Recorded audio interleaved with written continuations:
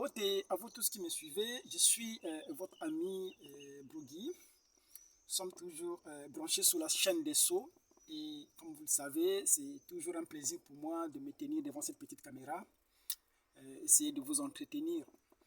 Les semaines passées, nous avons abordé un sujet très important pour donner suite à ce que nous avons déjà déclaré, parce que nous étions répartis dans la brèche pour montrer comment les choses ont commencé à se faire au temps de la fin. Nous sommes restés dans la brèche et nous avons abordé les mystères comme celui de l'enlèvement, les mystères de la résurrection et le millénium, et toutes ces choses qui se produisent dans la nuit. Et nous avons montré que la nuit, c'est les âges de l'Église, c'est le règne de la lune. Et il y avait des choses qui avaient été prévues qui puissent se dérouler la nuit. Jésus lui-même disait qu'il devrait venir comme un voleur, mais dans la nuit. Donc il identifiait son retour pour enlever son église à un voleur. Et le voleur vient voler la nuit. La nuit, celui qui voit les événements, c'est la sentinelle. Parce que la sentinelle, lui, est penchée sur une haute tour. Il a la possibilité d'avoir une vision assez élargie des choses. C'est pourquoi tous les événements qui se sont produits la nuit, il n'y avait que la sentinelle qui avait la possibilité de voir. Et nous disons que voir, c'était comprendre les choses. C'est pourquoi lorsque la sentinelle a manifesté cette grande prophétie concernant l'enlèvement, et qui voulait que les deux qui soient dans un même lit, que l'un soit pris et l'autre soit laissé. Et nous avons vu que lorsque le précieux frère Branham a laissé le frère Branham au lit, et qu'il fut pris dans l'enlèvement, dans la translation, il a vu nombreux de ses disciples de l'autre côté, et lorsqu'il revient, il donne le témoignage, il dit que je vous ai vus tous là-bas. Je peux imaginer que les gens à qui il s'adressait étaient étonnés de savoir qu'ils étaient là-bas. Mais à cette époque, ils ne pouvaient pas comprendre. C'est pourquoi cette révélation de la venue du Seigneur ou de l'enlèvement était cachée dans le mystère des sceaux. Les sceaux allaient être révélés parce que les sceaux révèlent le plan de la rédemption. Et lorsque ce plan-là est révélé, alors nous pouvons situer le mystère de l'enlèvement en rapport avec le plan. C'est pourquoi nous avons dit que l'enlèvement, c'est un mystère qui se produit dans le 4e sceau. C'est là où l'aigle va à l'encontre du cavalier qui est porté par un cheval qui s'appelle la mort. Et l'aigle avait la mission de vaincre ce cavalier. C'est la plus grande bataille jamais livrée. Ça, c'est des détails. Nous sommes restés longtemps là-dessus. Et nous avons attaqué le côté Israël. Parce que nous savons que Élie de Malachie 4 avait la mission de remettre le témoin à un autre peuple. Et ce peuple-là n'est autre que le peuple d'Israël. Et nous savons que lorsqu'on rentre dans la configuration d'Israël, Christ qui va à la rencontre de ses frères, conformément au type, comme ça s'est passé avec Joseph, lorsque sa femme a été amenée à la maison, n'est-ce pas que Joseph est venu se présenter devant ses frères? Et Joseph, étant habillé en égyptien, Joseph s'est tourné pour se révéler à ses frères. Et nous avons dit que les frères de Joseph ont reconnu Joseph en étant habillé dans les habits égyptiens. Nous connaissons le mystère des habits. Nous savons que des habits, c'est des corps. C'est pourquoi lorsque Joseph s'adresse à ses frères reconnaissent Joseph. Non pas de la manière qu'il était en Palestine avant d'être vendu. Ils reconnaissent Joseph sous une autre forme, habillé en égyptien, avec une barbe rasée, avec une calefsie. Vous voyez, nous avons longuement parlé de ce mystère. Et nous avons dit que Joseph se révèle à ses frères, non pas en Palestine, parce que ses frères, à l'époque où Joseph doit se révéler à eux, ne se trouvent pas en Palestine. Ce peuple-là se trouve en Égypte. Oh, l'Égypte, c'est chez les nations, c'est du côté c'est en Afrique. C'est là où se situe ce peuple. Conformément à ce que la Bible avait prophétisé sur le peuple d'Israël, il disait que dans Ésaïe 11, par exemple, il dit que j'étendrai de nouveau ma main pour rassembler mon peuple dispersé, non pas en Palestine, mais à Élam, en Éthiopie, en Égypte, et dans les îles de la mer. Voyez, ce peuple se trouve quelque part au temps de la fin. Il ne se trouve pas en Palestine. Sophonie 3.10 aussi parle de la même chose. Il dit que ça va être au-delà des fleuves de Kouchi que les adorateurs lui apporteront les offrandes. Il n'a pas indexé, il n'a pas pointé la Palestine. Parce qu'au temps de la fin, c'est seulement ceux qui sont mal enseignés qui pensent que le peuple d'Israël se trouve en Palestine. Ce peuple-là devrait se trouver en Égypte et Joseph n'allait pas faire le déplacement. C'est pourquoi nous avons vu que lorsque Joseph a voulu faire le déplacement, il est arrivé au Caire en Égypte. Il cherchait un moyen pour se rendre à Tel Aviv. Et Dieu lui a soufflé pour lui dire de se tenir loin de la Palestine. Il dit, tiens-toi loin de la Palestine. Et nous savons que jusqu'à ce que Branham a quitté la scène, il n'est pas parti en Israël. Mais par contre, nous avons vu comment Branham commençait à languisser pour l'Afrique. Il dit que quoi qu'il arrive dans mon message, il dit que l'Afrique d'abord. L'Afrique était passée en priorité. Et nous voyons comment Branham a sillonné pour remettre le témoin à ce peuple-là. Cela est accompli. Et nous sommes montés avec Élie et Moïse pour dire que lorsque le témoin est remis à Israël, nous repartons dans le mystère de la transfiguration. Parce que c'était une préfiguration de ce qui allait se passer au temps de la fin, notamment en se référant à Apocalypse 11. Voilà, parce que Apocalypse 11 ramène à ces deux témoins. Or, ce qui s'est passé lorsqu'on rentre dans la configuration d'Israël, c'est qu'on voit Christ qui va sous la montagne. Vous voyez, Christ est accompagné de 144 000, représentés par les trois témoins qui étaient Jean, Jacques et Pierre. Et en ce moment, en se trouvant sous la montagne, il y a eu Moïse et il y a eu Élie qui se sont rajoutés. Vous voyez, et Christ interagissait avec eux. Et Pierre, en voyant cela, Pierre a eu une inspiration. Et il a voulu construire des tentes pour Moïse, pour Élie et pour Christ. Et nous comprenons les mystères des tentes. Pierre a voulu que Élie soit dans un corps, Moïse soit dans un corps, Christ aussi dans un corps, qu'ils soient trois personnages. Voyez? Or, nous savons que cela allait briser le plan, parce que cela n'est pas la façon de Dieu d'agir. Dieu n'utilise pas des prophètes, trois prophètes au même moment. Dieu n'a jamais traité avec trois prophètes majeurs au même moment. C'est pourquoi Élie devrait disparaître, Moïse allait disparaître, se retrouver en Christ, où il devrait continuer effectivement à s'adresser en Israël. Voilà pourquoi nous avions vu dans le Branham Tabernacle cette femme-là sous l'inspiration qui a donné cette prophétie. Il dit que l'esprit de Christ, de Moïse et d'Élie est en œuvre dans ce tabernacle. Frère Branham reprend cela pour confirmer que cela a été accompli de façon parfaite. Voyez, en disant cela, nous avons introduit le ministère de Moïse et d'Élie.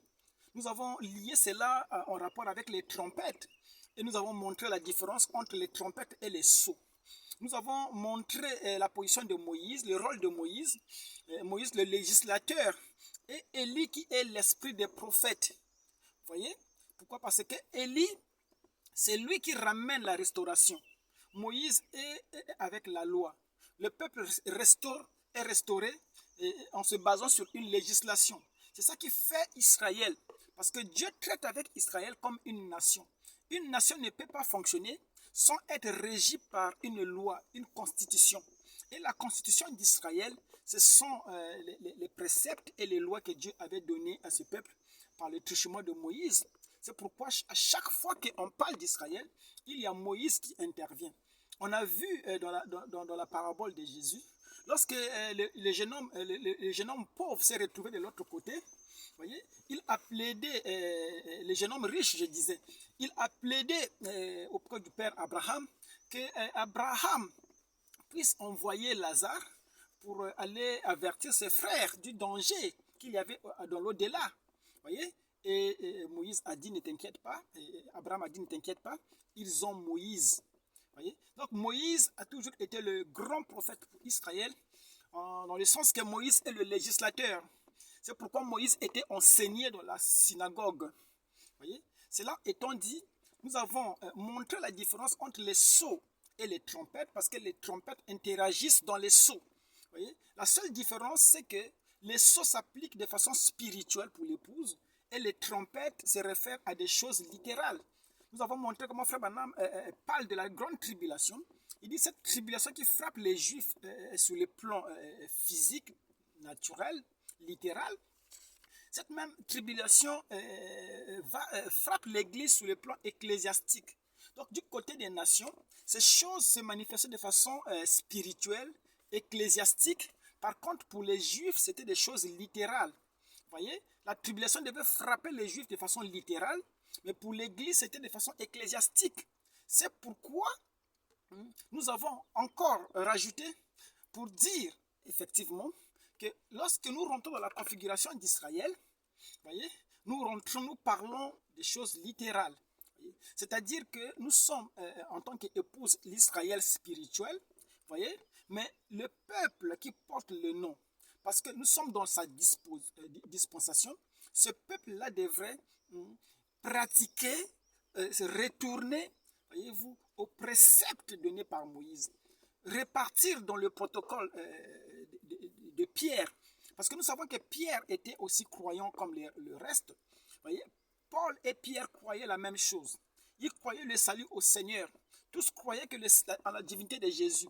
Mais par contre, Pierre ne pouvait pas s'en passer de sa loi. Pierre respectait la foi chrétienne tout en continuant à observer la loi. Pourquoi? Parce que Pierre s'identifiait comme étant un Israélite. Or, nous ne sommes pas des Israélites. Et nous sommes des Israélites dans notre chair. C'est différent des anglo-saxons. Les Branham étaient israélites en esprit et non dans la chair.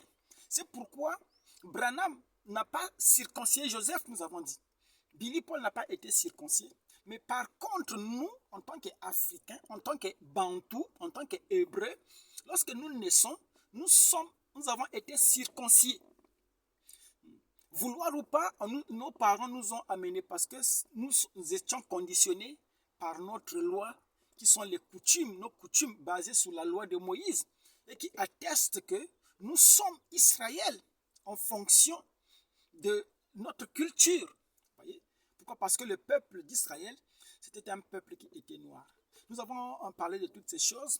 Si vous voulez aller dans les détails, je pense que ces choses-là sont postées sur la chaîne des Sceaux. Nous avons parlé de cela en long et en large, donner des exemples pour montrer comment la dispensation d'Élie et de Moïse se passe, comment Israël est traité comme une nation et quel est le témoin qui a été remis à Israël et de quel Israël il s'agit aujourd'hui. Voilà. Donc c'était un rappel, comme vous savez, chaque fois je fais des rappels pour essayer de retrouver le contexte et poursuivre avec autre chose. Alors aujourd'hui, je n'ai pas un message particulier, un sujet particulier à aborder avec vous. Je vais revenir sur l'actualité et en fonction des quelques deux questions qui m'ont été adressées par rapport à l'actualité. Vous savez que l'actualité constitue ce que nous appelons vulgairement matière. Quand il y a des matières comme ça, et ça nous fait parler. Vous voyez? Pourquoi? Parce que nous savons que lorsque Christ vient à travers les sceaux, Christ est l'épouse. Et lorsque l'époux était là aussi, voyez-vous que devant l'actualité, les Juifs venaient. Mais pourquoi ils demandaient à Jésus? Pourquoi les pharisiens disent-ils? Pourquoi les pharisiens font ceci? Donc je crois que lorsque tout le monde a donné son avis, l'épouse aussi doit donner son avis. Pourquoi? Parce que l'épouse, c'est ça les cheveux blancs. L'épouse, c'est ça l'équité. L'épouse, c'est ça la grande nuée qui est venue. Et l'épouse, c'est un écoutez-le. Voyez? Lorsque on consulte, voyez, après il faut venir consulter l'écoutez-le. Celui qui a la dernière parole. C'est pourquoi nous jouons cette condition. Nous sommes dans cette condition en étant l'épouse. Non pas parce que nous avons choisi de l'être, mais c'est parce que nous avons été placés dans cette position. Et comme Jésus, il était aussi l'époux. Voyez, il n'avait pas choisi de l'être, mais il était né pour exercer ces choses. C'est une petite plateforme que je mets en place pour montrer pourquoi nous devons interagir, pourquoi nous réagissons face à l'actualité. Voilà, le frère veut savoir, il me demande, Brogui, vous vous dites que lorsque les sceaux sont révélés dans le 8e jour, vous ne rentrez plus par des lois, par des ordres, vous rentrez par prédestination, vous ne connaissez plus personne selon la chair, Alors, qu'en est-il aujourd'hui du mariage interracial? Est-ce que, selon la vision des Sceaux, peut-on se marier maintenant que nous avons été libérés de tout ce qui est charnel? Peut-on se marier à un blanc ou à une blanche aujourd'hui quand on est africain?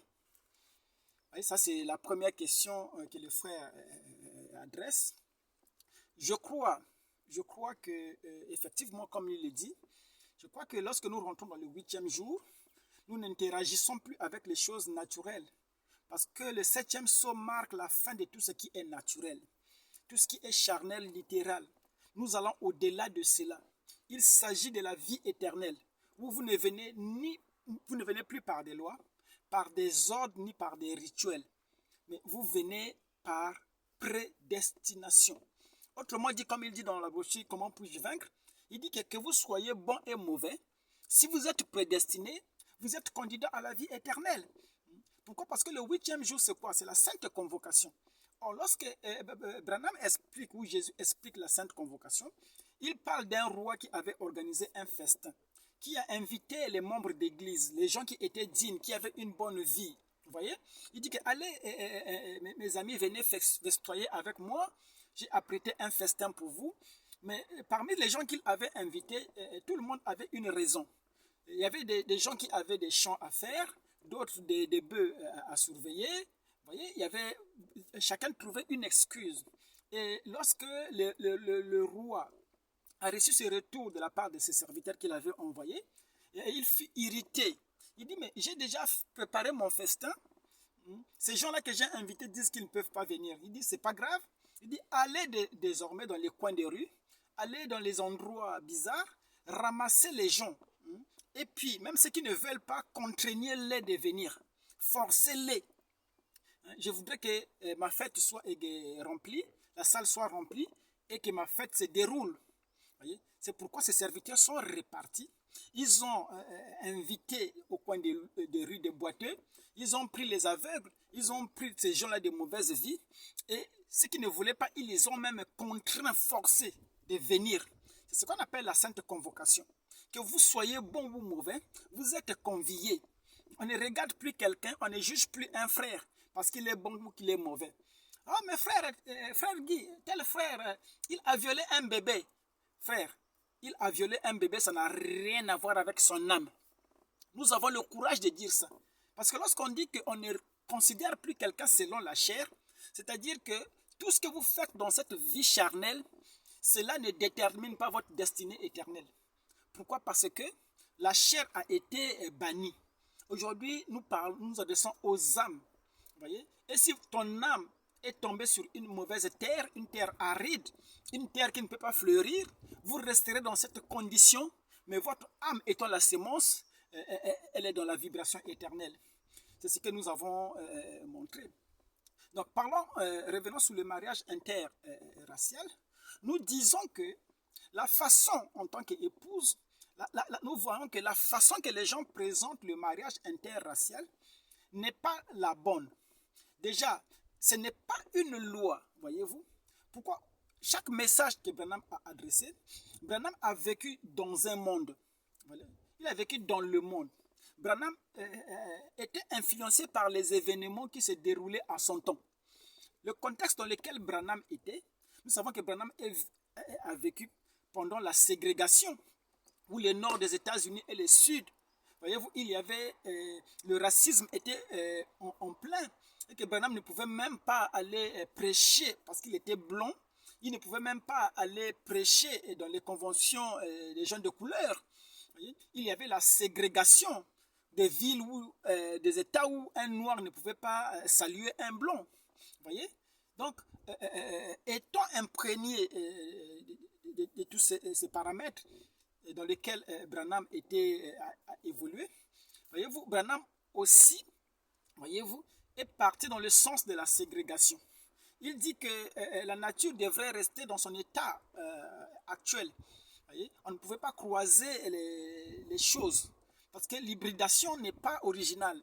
Il dit qu'il fallait laisser les choses, la nature être conservée comme il a été fait par le Créateur. Dieu n'a pas voulu que les choses soient croisées. Dieu n'aime pas l'hybridation. Et Branham était partisan.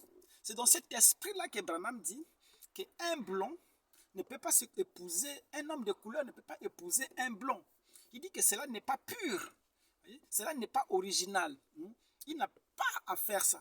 Déjà, il dit que les Africains, ils ont beaucoup plus de valeurs, de choses qu'ils ont. Voyez-vous, ils ne sont pas seulement humains. Il dit que l'Africain a beaucoup de vertus que le blanc même n'a pas. Il dit qu'il ne serait pas bon qu'une telle chose se fasse, qu'une femme africaine puisse épouser un blanc. Il dit que vous allez produire quelque chose qui n'était pas original. Donc, il souhaite que cela se fasse comme ça. Mais il ajoute pour dire qu'il ne condamne pas. Parce qu'il y a une différence entre souhaiter et condamner. Branham n'a pas condamné les gens qui se marient, les mariages interraciaux.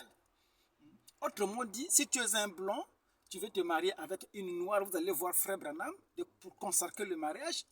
En fonction de ce que Branham déclare, il l'aurait fait. Mais il n'aimerait pas. Il y a beaucoup de choses que moi je fais, mais qui ne sont pas de mon souhait. Voyez? Nous sommes toujours réceptifs en tant que spirituels. Voyez? Pourquoi? Parce que Branham était un conservateur, ce qui est normal. Lui devait ramener la restauration. Parce que il y a le non-croisage, le non-mixage des races, ça n'a pas commencé qu'avec Branham. Ça, ce sont des lois que Dieu avait attribuées à son peuple, Israël. Il n'a pas voulu que son peuple, Israël, se marie avec d'autres races. Vous voyez? C'était une question de race. Et les gens n'ont pas tellement bien compris cela.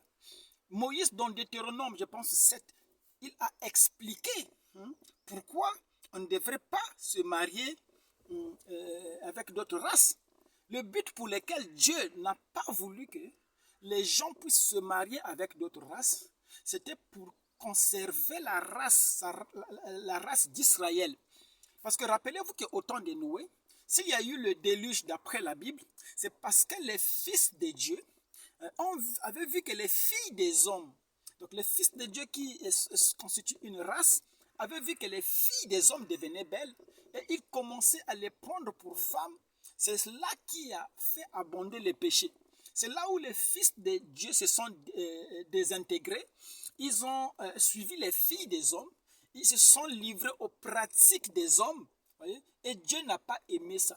C'est pourquoi lorsque Dieu a constitué un peuple, qu'il a appelé Israël, voyez, il a voulu que Israël soit protégé. Voyez? Et en étant protégé, il fallait que Israël reste dans la pureté. Il fallait que la lignée d'Israël puisse se perpétuer. Donc il fallait éviter le mixage. C'est pourquoi Moïse dit dans Deutéronome, je pense 7 ou 8, il explique pourquoi. Il dit c'est de peur que vous puissiez adorer leur Dieu. Moïse n'a pas voulu qu'un Israélite se marie avec une femme autre que de leur lignée pour ne pas s'attacher à sa femme et adorer un autre Dieu. Pourquoi? Israël avait un Dieu à respecter. Le premier commandement d'Israël, c'est sur la divinité. Tu reconnaîtras que l'Éternel seul est Dieu et tu n'adoreras que l'Éternel. Parce que l'Éternel, c'est un Dieu jaloux. Israël devrait rester. Et l'unique manière pour rester, comme je viens de dire, c'était de ne pas aller avec les étrangers. Mais lorsqu'on parle des femmes étrangères, les gens pensent que les femmes étrangères dont il s'agit, c'était les Égyptiens ou les Éthiopiens. Non. Nous voyons que Moïse s'est marié à une femme couchite. Voyez? Mais vous allez dire, mais cette femme, était-elle de la même race que Moïse? Je crois qu'il n'y avait pas un croisement. Le fait que Moïse puisse se marier avec Séphora, qui était une couchite. Aujourd'hui, avec la connaissance que nous avons de l'Égypte antique, nous comprenons que les Égyptiens d'antan étaient des Noirs. Et lorsqu'on précise que la femme de Moïse était couchite, ça veut dire qu'elle était noire. Donc il n'y avait pas de danger pour se marier avec elle. Il n'y avait pas de croisement du tout. Joseph aussi s'est marié avec une Égyptienne. Il n'y a aucune écriture dans la Bible que vous voyez où Dieu interdit les Israélites à se marier avec les Égyptiens. Pourquoi? Parce que Israël est né en Égypte. Israël a une partie d'Égypte en tant que nation. Éphraïm et Manassé sont égyptiens. Et ça, c'est la Bible qui le dit. Voyez? Donc, c'est la vieille conception, parce que le mystère d'Israël était caché. On pensait qu'Israël faisait partie de la lignée anglo-saxon. Mais nous comprenons aujourd'hui que Israël n'est pas cette lignée d'anglo-saxon. Sinon, cela va contredire. Ah, d'accord. Je n'ai pas lu. Vous voulez que je lise sur... parce que les gens... Frère Branham parle de ça dans Questions et réponses sur les Hébreux, 3e partie, au paragraphe, je pense, 604. C'est prêché le 6 octobre 1957. Il dit, l'homme de couleur n'a pas besoin, là pour détruire sa race ou sa couleur, et de mélanger cela avec une blanche et tout le reste, comme ça. Je ne le recommande, je ne le condamne pas, non. L'homme de couleur a ces choses que le blanc ne possède pas, absolument. Et c'est tout à fait vrai, et Dieu ne les a pas, voilà. Il dit que je ne le condamne pas si quelqu'un va avec une femme. Il dit que je ne le condamne pas. Il dit, mais il serait bien que l'homme de couleur reste avec sa race. C'est Frère Branham qui le dit, vous pouvez le lire. Mais lorsque vous rentrez dans la prédication, Jésus-Christ le même hier, aujourd'hui et éternellement, au paragraphe 30, Frère Branham dit clairement qu'il y a 3 races de gens sur la terre. Voyez? Parce que lorsque vous parlez du mariage interracial, si vous voulez vous baser sur Frère Branham, alors il faut amener la pensée de Frère Branham jusqu'à la fin. Voyez? Ne prenez pas quand ça vous arrange. Frère Branham, la parole de Dieu est venue au prophète William Aaron Branham comme nous le disons. Voyez? Donc Frère Branham, c'est lui qui a parlé de ces choses et il avait une vision. Et cette vision-là doit être présentée dans sa globalité pour que nous puissions comprendre dans quel contexte Branham a parlé de ces choses. Dans la brochure Jésus-Christ le même hier, aujourd'hui, éternellement, au paragraphe 38, Frère Branham dit clairement qu'il y a 3 races de gens. Parce que ici nous parlons, la question porte sur le mariage interracial. Or, selon le message, lorsqu'on parle des races, Frère Branham, il dit plus d'une fois, il dit dans beaucoup de citations que je n'ai pas rassemblées, il dit qu'il y a 3 races de gens. Il y a des juifs, il y a des samaritains et il y a des gentils. Vous voyez? Ici, d'un côté, il y a des juifs, c'est une race, selon Frère Branham. Il y a des samaritains, selon Frère Branham, c'est une race, et il y a des gentils.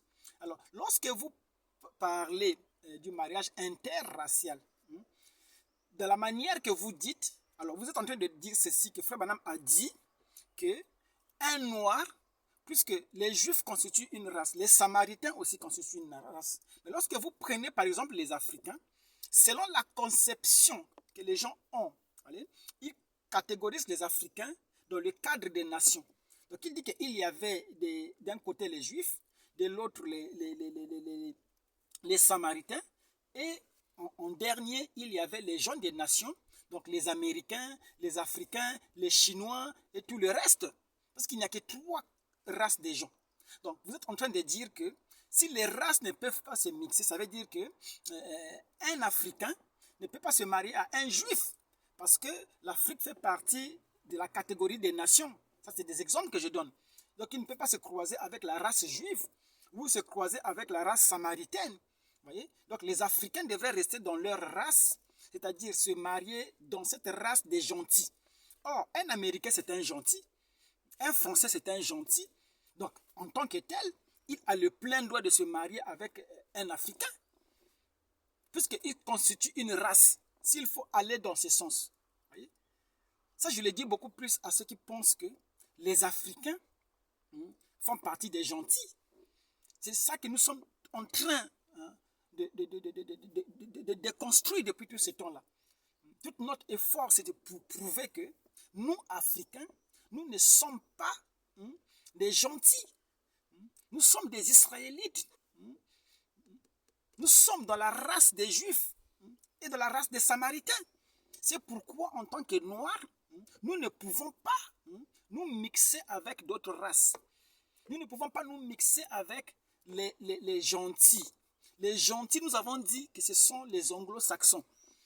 Les gentils, nous avons dit, ce sont les blancs. Cela a un sens.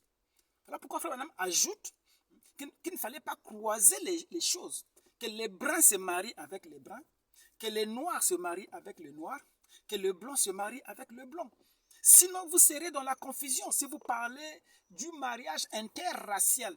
Or, les races, c'est Frère Branham qui détermine. Il dit qu'il n'y a que 3 races. Voyez?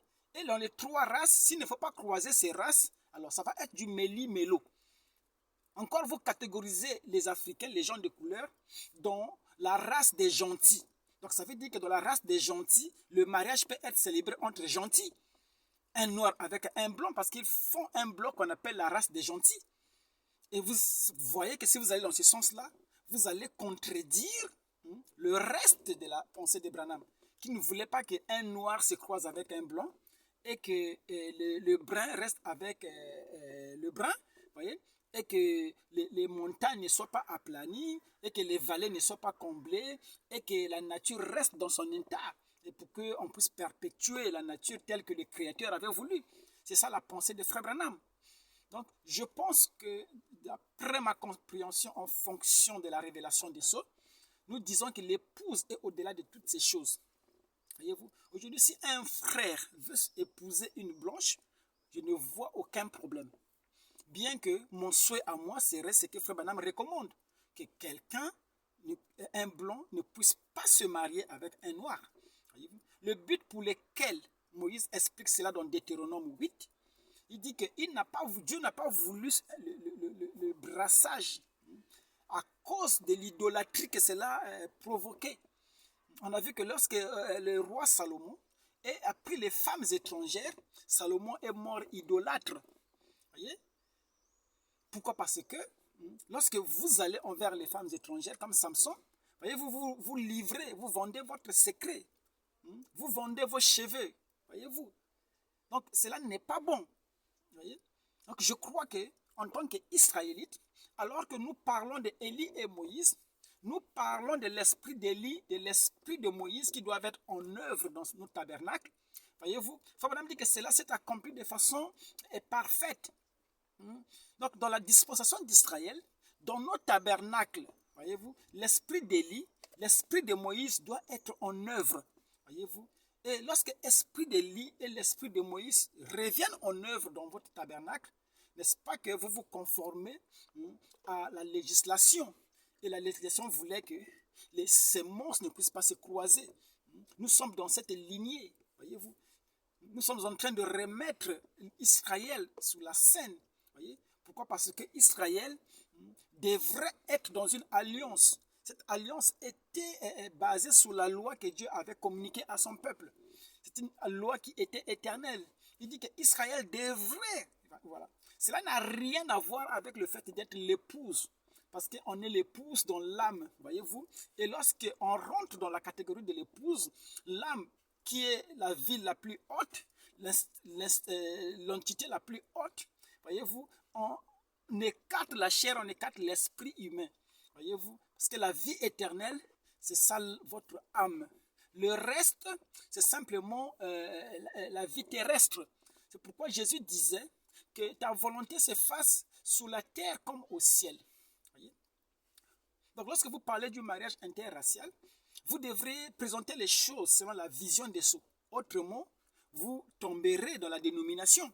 Parce que Branham lui-même aussi, il dit qu'il a pas seulement prêché le message, mais il a vécu le message. Nous croyons que toute la vie de Frère Branham, c'est le message. De sa naissance jusqu'à sa mort, c'est le message, la vie de Branham. Remarquez que Branham lui-même aussi comme tel, il est issu d'un mariage interracial. Pourquoi? Parce que de par son père, Branham, c'était un Irlandais. Mais voyez-vous que cet Irlandais-là s'était croisé avec une Cherokee. Parce que la mère de Branham est une Cherokee. C'est une Indienne, voyez-vous. Et Branham est né de ce croisement. Il est ici, il était un hybride dans sa naissance charnelle. Voyez? Pourquoi? Parce qu'il fallait lier. Bon, nous ne rentrons pas dans ça. Nous ne rentrons pas dans ces considérations, mais il y avait une raison pour laquelle les deux races devraient se croiser pour produire les maîtres Cherokee. Nous avons parlé de ça lorsque nous parlions de la civilisation de l'Amazonie, comment les grands Cherokee devaient aller vers l'ouest pour ramener l'évidence de la vie à cause de ce cowboy-là qui était dans la méditation et qui réclamait, il disait comme Paul, d'où me viendra le secours? Qu'est-ce qui me délivrera de la mort? Parce qu'il avait perdu son copain, son copain était décédé. Il était triste, il voulait comprendre le mystère de la mort. Or, il y avait un Cherokee qui devait aller vers l'ouest, le maître indien. Donc Branham devait être ce grand Cherokee. Il devait avoir un sang indien pour être aligné avec la civilisation d'Amazonie. Nous avons dit toutes ces grandes choses, voyez-vous. Et ici, nous montrons que Branham lui-même était dans cette configuration. Lorsqu'on parle du mariage interracial, nous ne comprenons plus ces choses-là. Nous ne prenons pas cela comme étant une loi. Voyez, Branham a expliqué c'était quoi les races. Il n'y a que 3 races, les juifs, les samaritains et les gentils. Nous, Africains, si vous ne comprenez pas que nous ne sommes pas de la race des gentils, alors vous ne pouvez pas présenter le mariage interracial. Parce que si vous gardez les Africains dans la même configuration que les Blancs, c'est-à-dire la configuration des gentils, ça veut dire que, parlons des mariages, nous sommes dans le droit de nous marier avec des Blancs, parce que tous nous faisons une race. C'est vous qui pensez qu'il y a 5 races. Selon le prophète, il n'y a que 3 races. C'est ce que Dieu a voulu que nous savions aujourd'hui. Voyez, il n'y a pas 1000 races. Donc il faut tout aligner dans la vision de la parole. Autrement dit, Robeta Libanda. Voilà. C'est ça la vision des Sceaux concernant cette question. Je pense que nous allons avoir le temps de revenir sur nos choses. C'était juste une réaction à chaud par rapport à l'actualité et par rapport à la préoccupation des gens. Voyez-vous, nous croyons que la vie de Branham, c'est ainsi dit le Seigneur. Nous croyons que Jésus aussi, sa vie était ainsi dit le Seigneur, non? De sa naissance jusqu'à sa crucifixion, c'était à sa résurrection, c'était ainsi dit le Seigneur. Vous voyez, Jésus en tant que bébé, c'était la parole. À l'âge je pense, de 12 ans, c'était la parole aussi. Jusqu'à ce qu'il a été converti, baptisé. Je ne crois même pas que Jésus avait été converti. Ni Branham. Je ne crois pas que Branham avait été converti. Parce que Branham, depuis le ventre de sa mère, dès l'âge de 2 ans, il commençait déjà à voir les visions. Voyez-vous, quand était-il réellement converti? Ce sont des théâtres lorsqu'on nous dit ça. Nous savons que de sa naissance à la mort, c'était ainsi dit le Seigneur, c'était la parole. Même quand il faisait la boxe, c'était ça la parole. Voyez-vous, aujourd'hui je peux faire la boxe et m'appuyer sur l'expérience de Branham, justifier cela. Parce que la vie de Branham est ainsi dit le Seigneur. Honneur à la ville, c'était Brogui.